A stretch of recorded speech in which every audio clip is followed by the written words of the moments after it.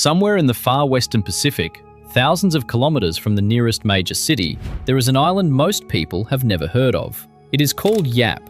It has more ancient stone money than traffic lights, and right now, the United States Air Force is preparing to spend $400 million there. The target of all that money is a single strip of asphalt, not a missile base, not a naval port, just one runway. Today it barely handles ordinary passenger flights, but by the time the engineers are finished, it will be able to swallow the heaviest cargo aircraft in the American arsenal, land fighter jets in an emergency, and refuel them fast enough to get them back into the air before an enemy even knows they touched down. To pull that off, crews will tear out the existing surface and build a new military-grade foundation nearly 300 millimeters thick. They will install fuel systems capable of pumping jet fuel at 4,000 liters a minute, along with braking equipment designed to stop a speeding fighter in just a few seconds. But Yap is a difficult place to build. Typhoons hammer it, coral reefs surround it, the ocean is patient, and it is always waiting. So how do you carve a $400 million military lifeline out of a fragile tropical island without the sea quietly swallowing the entire investment? To understand why anyone would spend this kind of money on a dot in the ocean, you first have to understand where Yap actually sits. It is part of the Federated States of Micronesia, a scattering of tiny islands spread across a vast stretch of the Western Pacific. For most of its history, Yap was famous for its traditions, especially those enormous carved stone discs the islanders once used as currency. Strategic power was the last thing on anyone's mind. Before we go further, if you're already hooked by where this story is heading, take a second to subscribe to the Ultimate Mega Builds channel. It genuinely helps us keep making deep dives like this one. Now, back to the island. History, however, has a habit of returning to places like this. During the Second World War, whoever controlled these tiny islands controlled the sea lanes around them. In an ocean this empty, a runway is not just a runway, it is an unsinkable launch pad, a place to launch from, refuel at, and fall back to. These isolated islands are geographic choke points, and they remain just as important today. That is why Yap now sits at the center of a long-term agreement with the United States, known as the Compact of Free Association. Under that agreement, the US assumes responsibility for defending these waters, along with something called strategic denial. In simple terms, it means no rival power gets to establish a serious military presence anywhere in this region. The islands become a shield, and Yap is one of its most important pieces. So why the sudden urgency? Why pour hundreds of millions of dollars into Yap after decades of quiet? The answer lies in a major shift in American military thinking, with a dry name but a very sharp logic behind it: agile combat employment. For years, the United States relied on a handful of massive bases, places like Guam, enormous installations packed with aircraft, fuel, and supplies. The problem is that a giant base is also a giant target. Modern long-range missiles have made those hubs increasingly vulnerable. The new idea turns that thinking on its head. Instead of concentrating everything in one place, aircraft, crews, fuel, and supplies are scattered across a network of smaller, hardened airfields, constantly moving so an enemy never knows exactly where to strike. Yap fits perfectly into that strategy. It becomes a divert location, an emergency airfield where aircraft crossing the immense distances of the Indo-Pacific can land, refuel, and keep moving. The strategy sounds simple on paper. Turn Yap into a tough forward operating base. Building it is another story entirely. How do you take a runway built for ordinary commercial flights and make it strong enough to support a 265,000 kilogram military transport? That is where the real engineering begins. Everything starts with the pavement and with the aircraft it has to carry. The first challenge is simply length. Yap International Airport's runway measures 1,829 meters, about 18 professional football fields laid end-to-end. That is perfectly adequate for today's passenger aircraft. It is nowhere near enough for the military's heaviest cargo planes. The aircraft Yap absolutely must be able to handle is the C-17 Globemaster III. This is one of the giants of military aviation. It stretches 53 meters, longer than 5 large trucks parked bumper to bumper. At maximum weight, it pounds more than 265,000 kilograms onto the runway. An almost empty C-17 can technically land in about 1,500 meters. But military planners do not build runways for almost empty aircraft. They build them for the worst-case scenario, fully loaded with fuel, cargo, and equipment. And that demands a much longer strip. So the plan calls for extending the runway at both ends. That means enormous earth moving, a process engineers call cut and fill, carefully reshaping the island until the new foundation is level, stable, and strong enough to survive both heavy aircraft and tropical storms. But this is about far more than safety. A longer runway allows a fully loaded C-17 to depart carrying far more fuel and cargo. That means longer range, fewer stops, and the ability to reach deeper into the Pacific. A simple extension quietly becomes a force multiplier for the entire region. Length, however, is only the beginning. The next question is whether the runway can survive being used. Every time a fully loaded C-17 lands, it delivers an enormous shock to the pavement, and YAP's climate makes that challenge even harder. Heavy rain and constant humidity keep the ground soft and difficult to stabilize. The runway has to absorb that punishment thousands upon thousands of times without breaking apart.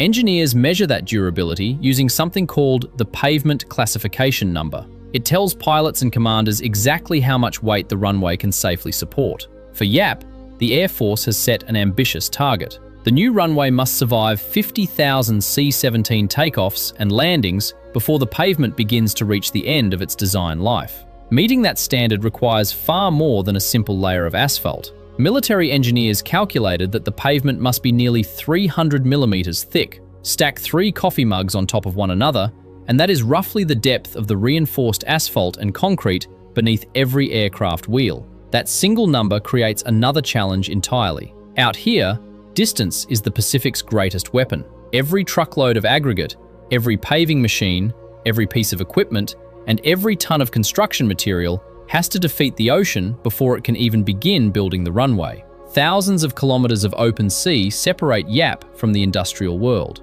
That is one of the biggest reasons the project carries such an enormous price tag. The $400 million is not just paying for construction, it is paying for the extraordinary effort required to build military-grade infrastructure in one of the most isolated places on Earth. The upgrades go well beyond the runway itself. Air Force documents point out that YAP is still missing several pieces of critical military equipment, including a way to stop aircraft that can no longer stop themselves. Right now, if a fighter jet suffered a brake failure during landing, there would be nothing to prevent it from overrunning the runway. The solution is a mobile aircraft arresting system. Built specifically for remote and expeditionary airfields, it can be deployed quickly wherever fighter aircraft may need to operate. At its heart sits the BAC-12, a rotary friction energy absorber housed inside 2 trailers positioned on either side of the runway. The principle is surprisingly simple. A fighter approaching in an emergency lowers its tailhook just before touchdown. The hook catches a heavy steel cable stretched across the runway, which immediately feeds into the BAC-12. Inside, massive rotating drums absorb the aircraft's kinetic energy, converting it into heat and bringing a 20,000 kilogram fighter to a controlled stop within seconds. The presence of this system reveals something important. YAP is not simply being upgraded as a convenient fuel stop for cargo aircraft. It is being prepared to support frontline tactical fighters operating far from their traditional bases. That is exactly how agile combat employment is supposed to work. Disperse aircraft across many locations so no single strike can cripple the entire force. Supporting that kind of operation means keeping aircraft moving almost constantly. The project therefore includes a new parking apron and a full-length parallel taxiway. While one aircraft clears the runway after landing, another can already be taxiing into position for departure. It sounds like a small improvement, but every minute saved on the ground means more aircraft in the air when they are needed most. Fuel is just as important. Military aircraft consume astonishing amounts of it, and every extra minute spent refueling is another minute an aircraft cannot complete its mission. Engineers are therefore installing a hydrant fueling system capable of pumping aviation fuel at up to 4,000 liters every minute. Imagine filling the fuel tank of a large truck in only a few seconds. That is the kind of turnaround time the Air Force is aiming for, allowing aircraft to land, refuel, rearm, and launch again with remarkable speed. But speed is useless without reliability. The upgraded fuel farm also includes new fire protection systems, dedicated water storage, and automatic emergency shutoffs that instantly isolate the fuel supply if anything goes wrong. Every component is designed with the same objective: keep the base operating, even when conditions are anything but ideal. And then there is the island itself, because Yap has one final opponent the engineers cannot negotiate with: nature. This part of the Pacific is regularly battered by powerful typhoons, storms capable of flattening buildings and tearing apart infrastructure, as Yap learned when Typhoon Sudal struck the island. Rising sea levels only add to the challenge, threatening anything built close to the shoreline. Protecting a $400 million investment means designing for decades of punishment. The new apron and taxiway, therefore, have to be built at higher elevations to reduce the risk of flooding and storm surge. That requires moving enormous quantities of earth and importing specialized fill material simply to raise the ground before construction can even begin.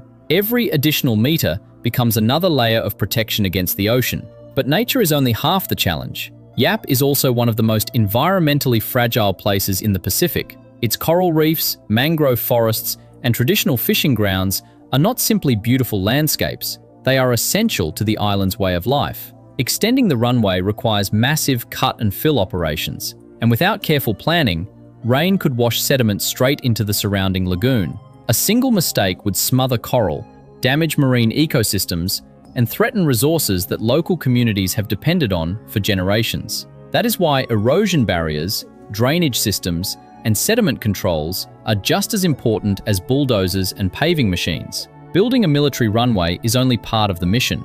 Building it without permanently damaging the island is just as critical. And that is not simply an environmental concern, it is a strategic one. The United States can only operate from Yap with the continued support of the Yapese community. Concerns about water quality, traditional taro patches, and local fishing grounds are therefore not side issues to be solved later. They are fundamental to the long-term success of the entire project. Out here, cooperation is every bit as valuable as concrete. There is another layer of work that rarely attracts attention, but makes everything else possible. Roads connecting the seaport, construction areas, and the airport are being upgraded, drainage is being improved, and transport routes are being strengthened, so heavy equipment and building materials can move efficiently across the island. None of it is glamorous, but without that supporting infrastructure, the runway itself could never be built. Piece by piece, the project is transforming a small civilian airport into a resilient military hub,